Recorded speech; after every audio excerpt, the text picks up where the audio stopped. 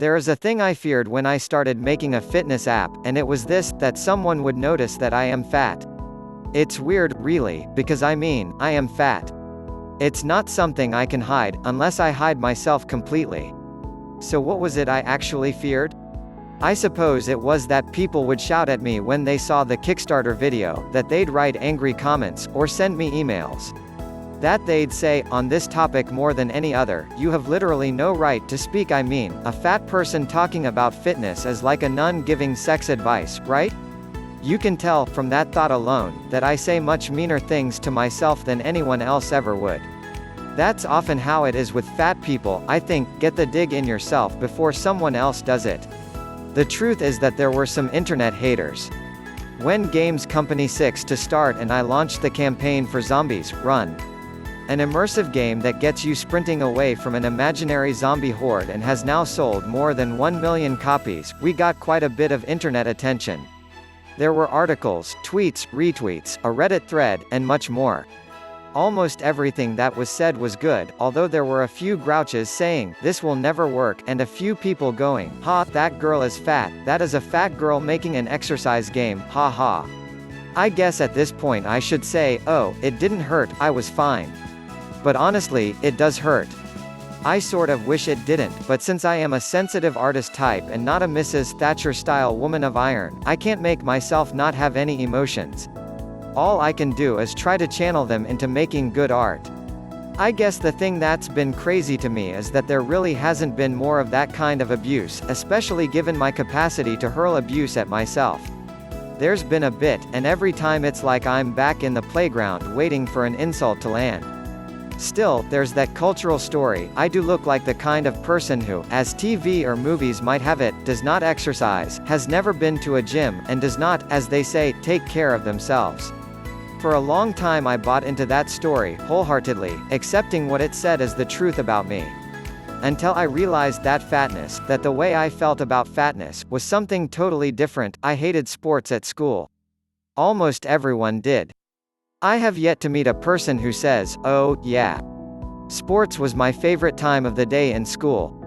Everyone seems to have been picked last for teams, everyone hated the gym teacher. Maybe it's just that if you didn't feel that way you've learned to keep quiet. Or maybe it's that I just hang out with a bunch of other sensitive artist types these days. Anyway. I get migraines. I've had them all my life, so has my dad, so did his grandmother, although back then they called them sick headaches. But I was also a determined and sturdy little girl who tried very hard and gave myself exertion migraines after gym at least once a week for about 10 years. I used to throw up after gym class. I once turned blue and had some sort of seizure. Not that any of the teachers cared, because obviously I was a fat kid and so the solution was more exercise. In fact, given how little they seemed to care, I have this slight suspicion that they looked on exercise in general and my migraines in particular as a form of appropriate punishment for the sin of being fat. The day they told us gym class was no longer compulsory was one of the top 10 happiest days of my life, a golden and glorious day of liquid sunshine and joy. I ended my time at school convinced that exercise was an elaborate form of torture. I spent my years at university and the first couple of years of work deliciously and deliberately not exercising. Because all the exercise I'd ever been introduced to was debilitating, because I couldn't conceive that a fat person would exercise for any other reason than losing weight, because I was sick and tired of people telling me to lose weight. And then I got lucky. I started a job which I found fairly tedious, but the office had a barely used gym in the basement. In the lunch hour, I discovered I could just zone out there for 45 minutes away from colleagues I mostly did not get on with and away from my computer. And that's where I learned that I could enjoy exercising as long as I didn't have to take part in team games where I was always letting someone down or being measured in a competition where I'd always come last. I discovered the joy of movement. But that doesn't really explain it. After all, some people would just have brought in a lot of novels and hidden away in a corner of a cafe at lunchtime. Here's what I think really happened: my body wanted to move.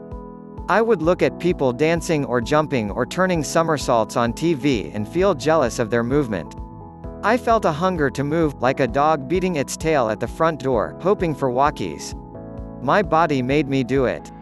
So, starting in my early 20s, I went to the gym 4 times a week, raising my heart rate to between 70 and 80% of its maximum.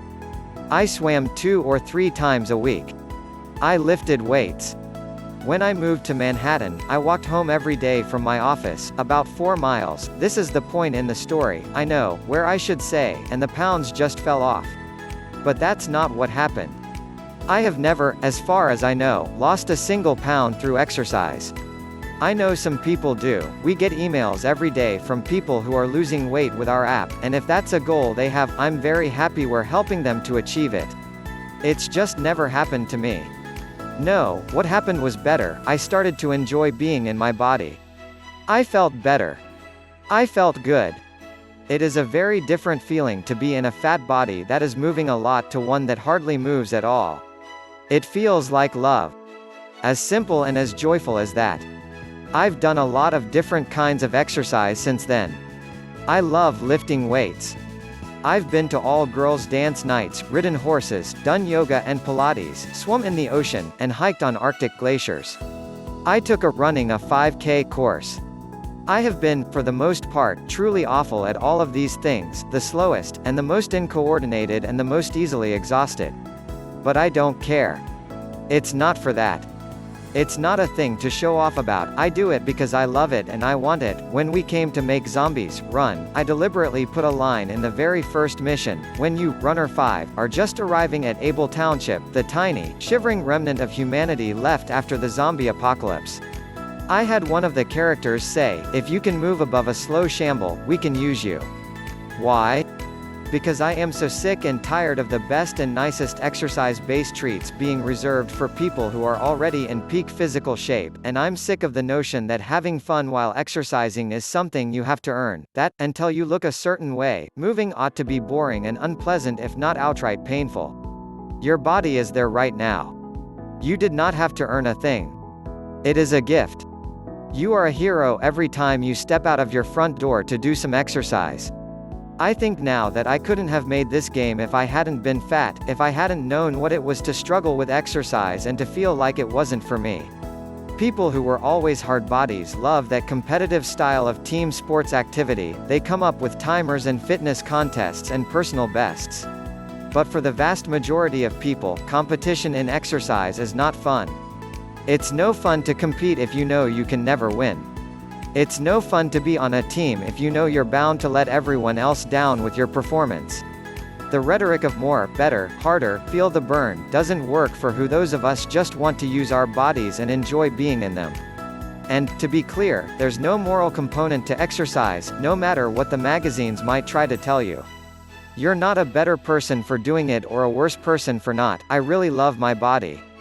It's taken me ages, but I'm there now. I love it in the way you love an old friend, someone who's always there to support you, who tries their hardest to help you do all the things you want to do and asks so little in return. My body is like a waggy-tailed dog in its excitement to accompany me on adventures. It's so thrilled to go for a walk or work out at the gym or take a nice bath or have some good sex or dance to some music or lift some heavy things or curl up in bed at the end of a long day. That's my fat body, which I have learned to love through exercise. What I've learned is, the story I got told about what it meant to have a fat body, that it must mean that I sat around all day eating deep-fried stuffed crust pizza and watching TV, that story just wasn't true. The story about how people who look like me hate to exercise just isn't true.